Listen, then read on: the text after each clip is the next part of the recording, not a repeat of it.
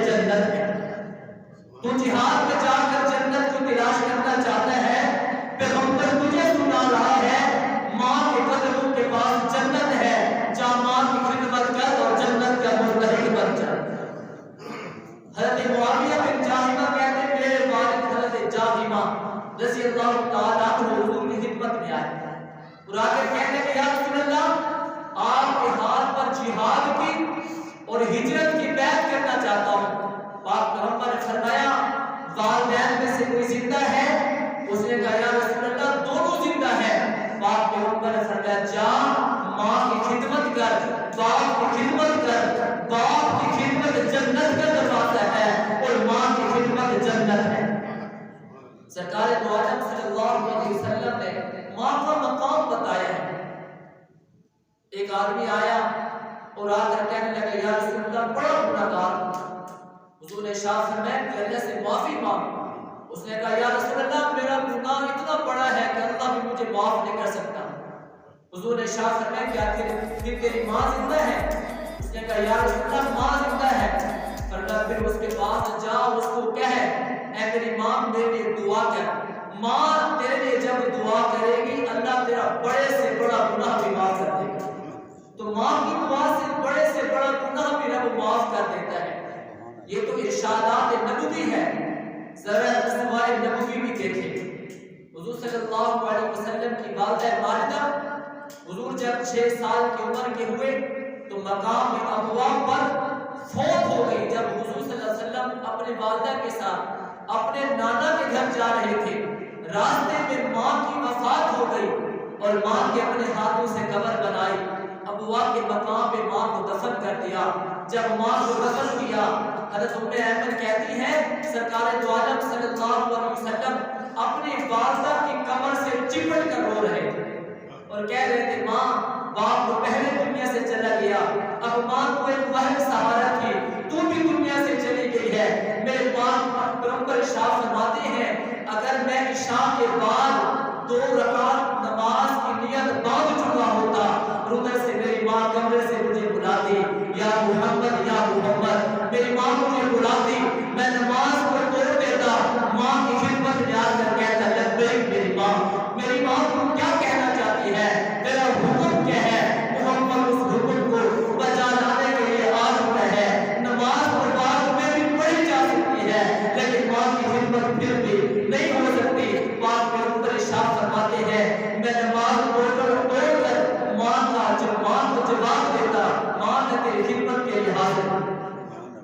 ام ایمن جو حضور کی خدمت کرنے والی تھی، آپ کو اپنی ماں کہہ کر پکارا کرتے تھے میری ماں میری ماں میری ماں، حالانکہ نہ جنا ہے نہ دودھ پلایا بس خدمت کی ہے۔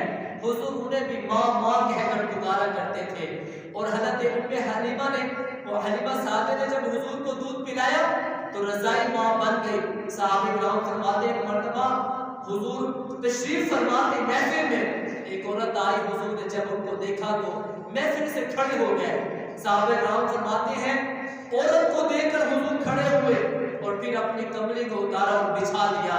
لوگوں نے پوچھا یا رسول اللہ یہ کون ہے، یہ بوڑھی عورت کون ہے جو آج آپ کی دربار میں آئی ہے؟ پاک پیغمبر فرماتے ہیں یہ میری ماں ہے جس نے مجھے دودھ پلایا ہے۔ دنیا والوں کو پیغام دیا، دنیا والوں کو سمجھایا کہ ماں کا بہت بڑا احترام ہے۔ حضور نے اپنی کملی کو اتار کر ماں کو اس پر بٹھا دیا۔ ارشادات میں فرمایا عمل بھی کر کے دکھایا کہ ماں کا بہت بڑا مقام ہے۔ ماں دنیا میں اپنی اولاد کے لیے کتنی مشقتیں برداشت کرتی ہے۔ فرمایا شادی سے پہلے جو چیز خریدے گی اپنے لیے، شادی کے بعد جب بازار جائے گی جو چیز خریدے گی اپنے لیے، شادی کے بعد جب بچہ پیدا ہو جاتا ہے پھر جب بازار میں جاتی ہے پھر اپنے لیے کوئی چیز نہیں خریدتی۔ اگر جوتا خریدے گی تو پہلے اپنے بیٹے کے لیے، کپڑے خریدے گی تو پہلے اپنے بیٹے کے لیے، فیڈر خریدے گی تو پہلے اپنے بیٹے کے لیے۔ بچے کے پیدا ہونے سے پہلے خود پہلے کھاتی تھی، خود پہلے پیتی تھی، پہلے خود پہنا کرتی تھی۔ جب بچہ پیدا ہو گیا ہے پہلے اسے کھلاتی ہے پھر خود کھاتی ہے، پہلے اسے پلاتی ہے پھر خود پیتی ہے، پہلے اسے سلاتی ہے پھر خود سوتی ہے۔ یہ ماں کا مقام ہے، یہ ماں کی ممتا ہے۔ آج سے 1 صدی پہلے جب چین کے اندر زلزلہ آیا کئی گھرانے تباہ و برباد ہو گئے. ایک گھرانے میں جب پولیس والے گئے اس گھرانے کو صاف کیا, نیچے سے ایک ماں اور اس کا بیٹا چھاتی سے چمٹا ہوا نظر آیا. اس کو ہسپتال لے گئے, دوائی سنگوائی, اس کو ہوش آ گیا. ماں سے پوچھا داستان کو سنا. اس نے کہا جب میں اس بندے کے نیچے آئی میں اور میرا بیٹا اکیلے تھے, میرا بیٹا روتا تھا, میں اسے دودھ پلاتی تھی, یہاں تک کہ دودھ ختم ہو گیا. ڈاکٹر نے پوچھا بتاؤ کہ آپ کے ہاتھوں پر اور اس کی انگلیوں کے پورے کیوں زخمی ہیں؟ اس نے کہا جب بچہ روتا تھا اس کو دودھ پلاتی تھی, جب دودھ ختم ہو گیا زبان چسواتی تھی, جب زبان سے دھوپ ختم ہو گئی میرے دل میں خیال آیا تیرے جسم میں خون تو ہے, میں نے انگلی کو کاٹا اس کا دودھ پلایا, پھر دوسری انگلی کاٹی اس کا خون پلایا, پھر تیسری انگلی کاٹی اس کا خون پلایا. جو میں نے اپنی 10 انگلیوں کا خون اسے پلاتی نہیں تاکہ میرے بچے کی جان بچ جائے. میرے جسم سے خون ختم ہو گیا, میرے جسم سے دودھ ختم ہو گیا, میرے منہ میں نواق نہ رہا, میں بچے کی جان کو بچاتی رہی, میرے بچے کی جان بچ جائے. بتانا یہ چاہتا ہوں ماں اتنا عظیم رشتہ ہے, اگر باپ بیٹے کی جان بچانے کی آئے تو اپنی جان قربان کر کے بھی اپنے بیٹے کی جان کو بچا لے. ماں وہ عظیم رشتہ ہے, اس لیے ماں کا احترام نہیں تھا دنیا میں, ماں کا مقام نہیں تھا دنیا میں. سرکار دو عالم صلی اللہ علیہ وسلم آ کر ماں کا مقام بتایا, ماں کا احترام بتایا کہ ماں کا مقام کیا ہے, ماں کا احترام کیا ہے. پہلے زمانے میں عورتیں اپنے بچوں کی تربیت کیا کرتی تھیں, آج زمانے میں جس چیز کی کمی ہے وہ ماں کی تربیت کی کمی ہے. امام غزالی رحمۃ اللہ علیہ کا نام تو سنا ہوگا, ان کا نام تھا محمد غزالی, ان کے ایک بڑے بھائی تھے احمد غزالی. اب دونوں امام ہیں, دونوں اللہ والے ہیں, دونوں صاحب کشف ہیں, لیکن امام غزالی مرکزی مسجد کے امام و خطیب, لیکن احمد غزالی بھائی کے پیچھے نماز نہیں پڑھتا. بھائی امام غزالی ماں کے پاس آئے اور آ کر کہنے لگے اما جان میرا بڑا بھائی ہے میرے پیچھے نماز نہیں پڑھتا. ماں نے بیٹے کو بلایا, فرمایا بھائی کے پیچھے نماز کیوں نہیں پڑھتا؟ اما آپ کا حکم ہے تو آج کے بعد نماز پڑھا کروں گا. نماز شروع ہوئی, آ کر نیت باندھ لی. جب امام غزالی نے 2 رکعت پڑھا لی یہ نماز توڑ کر بھاگ گئے تو لوگوں نے پھر مچانا شور مچانا شروع کر دیا. پہلے تو نماز پڑھتا نہیں تھا, آج نماز پڑھی تو 2 رکعت پڑھ کر بھاگ گیا ہے. اب امام غزالی رحمۃ اللہ علیہ پریشان ہیں, غم زدہ ہیں, ماں کی خدمت میں حاضر ہوئے. اما کیا بتاؤں, پہلے تو یہ نماز پڑھتا نہیں تھا میرے پیچھے, لیکن آج جب نماز پڑھی ہے 2 رکعت پڑھ کر یہ نماز توڑ کر چلا گیا ہے. ماں نے احمد غزالی کو بلایا, کہا بیٹا کیا بات ہے, پہلے نماز پیچھے پڑھتا نہیں تھا, آج نماز پڑھی ہے تو 2 رکعت پڑھ کر نماز کو توڑ دیا ہے. ماں سے بیٹے نے کہا اما تیرا حکم تھا نماز پڑھ, میں نماز پڑھنے کے لیے گیا, 2 رکعت تک اس کی توجہ اللہ کی طرف تھی, 2 رکعت کے بعد اس کی توجہ اللہ کی طرف نہ تھی تو پھر میں نماز توڑ کر بھاگ آیا. اس نماز کا کیا فائدہ جس کی توجہ اللہ کی طرف نہ ہو. اب ماں نے چھوٹے بیٹے امام محمد غزالی کو بلایا, فرمایا بات اسی طرح ہے, فرمایا اما جان بالکل اسی طرح ہے.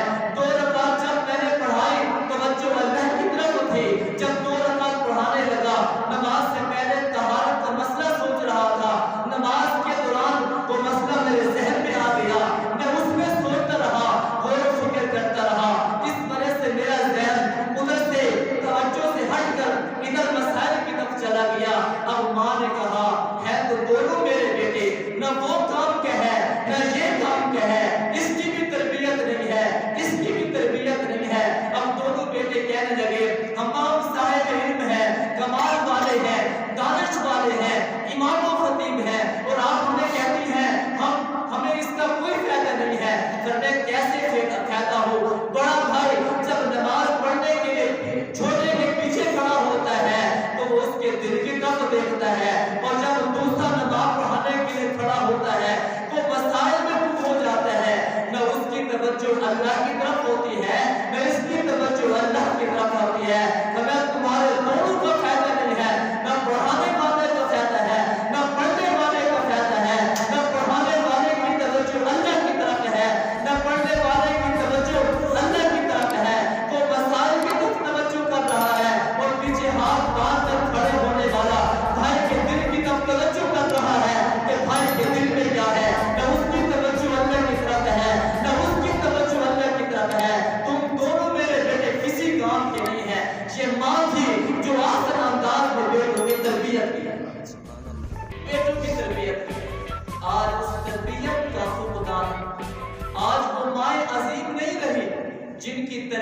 سے بیٹے امام بنا کرتے تھے، ولی بنا کرتے تھے اور فقیہ بنا کرتے تھے۔ آج میرے بھائیوں، آج تربیت کی کمی ہے، تو ماں کو مقام پاک پیغمبر صلی اللہ علیہ وسلم نے بتایا۔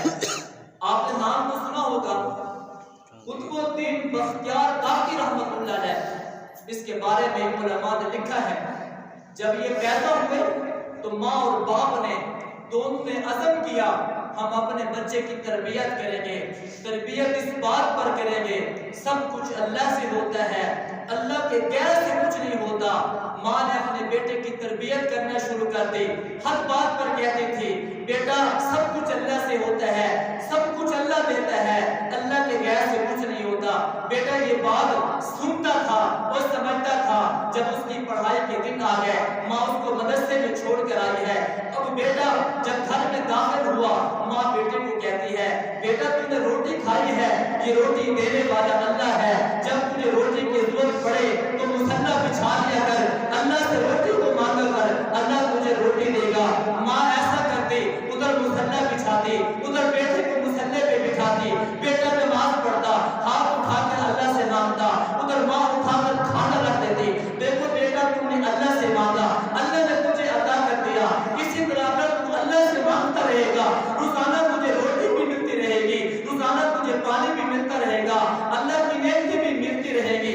باپ بیٹا مدرسے سے واپس آتا، مصلا بچھاتا، نماز پڑھتا، دونوں ہاتھ اٹھا کر اللہ سے مانگتا، کھانا بھی جاتا۔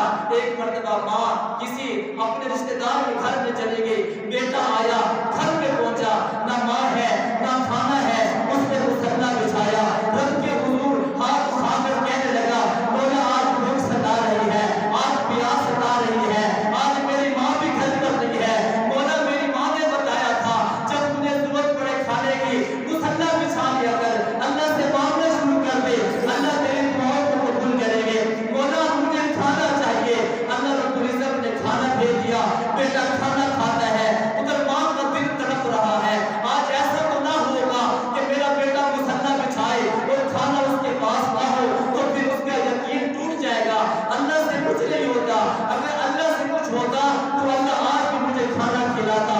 ادھر ماں کی ممتا تڑپ رہی ہے، ادھر بیٹا مصلے پہ بیٹھ کر اللہ سے مانگ رہا ہے، اللہ رب العزت نے کھانا کھلا دیا۔ ماں دوڑتی ہوئی آئی، قطب الدین بختیار کاکی کو اٹھایا، بیٹا تم نے کھانا کھایا ہے؟ کہا ہاں میں نے کھایا ہے۔ کہا کس نے کھلایا ہے؟ کہا ماں جس انداز سے تم نے تربیت کی تھی کہ تم نے اللہ کی محبت میرے دل میں بسائی تھی کہ سب کچھ اللہ سے ہوتا ہے، آج جب مدرسے سے آیا تو گھر پہ نہیں تھی، میں نے مصلا بچھایا، وضو کیا، نماز پڑھی، اللہ سے دعا کی، اللہ مجھے کھانا چاہیے، میں بھوکا ہوں، اللہ رب العزت نے مجھے کھانا دیا۔ ماں جو پہلے کھانا کھایا کرتا تھا لگتا ہے وہ تیرے ہاتھوں کا بنا ہوا تھا، آج جو میں کھانا کھا رہا ہوں مجھے ایسا لگتا ہے جنت سے وہ کھانا ہے، ایسا لطف آیا ماں کھانے میں۔ آج سے پہلے جو بھی کھانا کھایا اماں کو لطف نہیں آیا، یہ کس کی محنت تھی، یہ کس کی تربیت تھی، پیچھے ماں تھی۔ امام قطب الدین بختیار کاکی رحمت اللہ علیہ بن گئے، بڑے بڑے بادشاہ بھی جن کے گناہ نظر آتے ہیں، بڑے بڑے بادشاہ بھی جن کے آستانے پہ ہاتھ باندھ کر کھڑے ہوئے نظر آتے ہیں، بڑے بڑے علماء بھی جس کے آستانے پہ بیٹھ کر علم حدیث حاصل کرتے ہوئے نظر آ رہے ہیں۔ اگر محنت کو دیکھا جائے، تربیت کو دیکھا جائے تو ایک ماں کی تربیت ہے جو بیٹے کو بلند مقام پر لے گئی۔ ایک واقعہ آپ کی نظر کرنا چاہوں گا، مدینہ منورہ میں ایک مجاہد رہتا ہے جو سچا، ایمان کا سچا، اخلاق کا سچا، کردار کا سچا۔ شادی ہو گئی، شادی کے کچھ دن کے بعد جہاد کا اعلان ہوا، شوہر گھر سے زرہ پہن کر اسلحے کو اٹھا کر گھر سے چلا جا رہا ہے، جاتے جاتے گھر والے کو کہتا ہے یہ 30,000 دینار کی تھیلی ہے، اپنے پاس رکھ لے، جب واپس آؤں گا یہ امانت آپ سے واپس کر لوں گا۔ شادی کو چند دن ہوئے ہیں، باپ گھر سے جا رہا ہے، شوہر گھر سے جا رہا ہے اور 30,000 دینار کی تھیلی بھی دے کر جا رہا ہے۔ ادھر ماں اکیلی ہے، گھر والی اکیلی ہے، تو ادھر میدان جہاد نے کیا، اللہ رب العزت نے ایک بیٹا عطا کیا، ماں نے نام رکھا माँ ने नाम रखा रबियतुर्रै, नाम रख दिया गया। फिर बाप वो बेटा बड़ा हुआ, कहता माँ मेरा बाप कहाँ है? माँ कहती वो जिहाद पर गया हुआ है, कल को आ जाएगा। यूं कल करते करते कई साल गुजर गए, घर में जो बेटा था वो भी खत्म हो गया। अब उसके पास सिर्फ और सिर्फ वो 30,000 दिनार की थैली है। सोचती है इसको खर्च करूंगी, शोहर आएगा पूछेगा तेरे पास 30,000 दिनार की थैली अमानत रखवा कर गया था, वो कहाँ है? तो शोहर को क्या जवाब दोगी? काफिला आया, काफिले वालों से पूछा इस शबाहत का, इस कद्दुकामत का इंसान क्या तुमने मैदान जिहाद में देखा है? एक आदमी ने कहा हाँ देखा है, वो तो मैदान जिहाद में शहीद हो चुका है। अब माँ परेशान है, घर वाली परेशान है कि वालिद वहाँ दुनिया से रुखसत हो गया है, शहीद हो चुका है। अब उसने वो 30,000 दिनार की थैली उठाई, अपने बेटे की तरबियत पर, अपने बेटे के इल्म पर खर्च करना शुरू कर दिया है। यहाँ तक के 27 साल गुजर गए। 27 साल जब गुजर गए, ये वक्त का इमाम बन गया। पहले रबियतुर्रै था, अब इमाम रबियतुर्रै बन गया है। अब मस्जिद नबवी में बैठकर लोगों को हदीस पढ़ाता है, अब मस्जिद नबवी में बैठकर लोगों को दर्स हदीस देता है। बड़े बड़े इमाम उसके दर्स हदीस में बैठते हैं। 27 साल के बाद बाप जिहाद से वापस आता है, सीधा मस्जिद नबवी में जाता है, नमाज पढ़ता है, रोज़े रसूल पे हाजिरी देता है, दो सलाम का नज़राना पेश करता है। देखा कि मस्जिद नबवी के कोने में एक साहिब इल्म दर्स हदीस दे रहा है, लाखों का मजमा जमा है। उसने पूछा एक आदमी से बताओ इसका नाम क्या है, ये कौन सा आलिम है? उन्होंने कहा इसको इमाम रबियतुर्रै कहते हैं। पूछना चाहेगा इसका कमाल कितना बड़ा है? इमाम मालिक बिन अनस भी इसी का शागिर्द है, इमाम शाफी भी इसी का शागिर्द है, सुफियान सौरी भी इसी का शागिर्द है, और 40 बड़े बड़े इमाम जो वक्त के बड़े इमाम हैं वो भी इसी के शागिर्द हैं। आज देख रही हो ये जमने फकीर है, आज इससे दर्स हदीस सुन रहे हैं। का बड़ा फजल का बात बड़ा है, बड़ा खुशनसीब होगा वो बाप जिसका ये बेटा होगा। वहां से गया, घर में दाखिल हुआ, बीवी से मुलाकात हुई, बातचीत हुई, सफर की कारगुजारी सुनाई। फिर कहा मैं तुझसे वो 30,000 दिनार की थैली मांगना चाहता हूँ। बीवी ने कहा अच्छा ये बता, अगर तू मस्जिद नबवी में गया था, हाँ गया था, क्या देखा? और मैं अजीब मामला देखा, एक नौजवान बैठा दर्से हदीस दे रहा था, जम्मे गफीर था लोगों का। अच्छा मुझे ये बता, अगर तेरे दिल में कोई शौक है, तेरे दिल में कोई तमन्ना है, उसने काश मैं भी बड़ा आलिम होता, मेहनत करता, लोगों को दर्स हदीस सुनाता, लोग मेरे दर्स में बैठते, जितना उस नौजवान के दर्स में लोग बैठकर दर्स हदीस का सबक ले रहे थे। उसने कहा आप ये बताओ क्या आप एक आलिम बेटा लेना चाहते हो या 30,000 दिनार की थैली लेना चाहते हो? बाप ने कहा मुझे वो अजीम बेटा चाहिए जिसे तूने आलिम बनाया है, जिसे तूने तरबियत की है, बताओ वो कौन है? मैंने तेरी सारी दौलत 30,000 दिनार की तेरे बेटे में कुर्बान कर दिया है, जिसे तू मस्जिद नबवी में मसनद पर बैठे हुए दर्स हदीस देखता हुआ आ रहा है। वो किसी और का बेटा नहीं है, वो अबू अब्दुर्रहमान फरूख का बेटा है, वो उसे इमाम रबियतुर्रै कहते हैं। वो भागता हुआ मस्जिद में गया और बेटे का माथा चूम कर कहा मुझे तुझ पर भी फख्र है, तेरी माँ पर भी नाज है, मैं तेरी माँ पर भी नाज करता हूँ, तुझ पर भी नाज करता हूँ कि जिस माँ ने तेरी तरबियत करके और मेरे 30,000 दिनार की थैली तुझ पर कुर्बान करके वक्त का इमाम बना दिया। मेरे भाइयों, माँ का एहतराम है, माँ का मुकाम बहुत बुलंद है, लेकिन माँ की भी एक हक बनता है वो अपने माँ अपने बेटे की दीनी तरबियत करे, उसका यकीन बनाए। अल्लाह मुझे और आपको अमल की तौफीक अता फरमाए।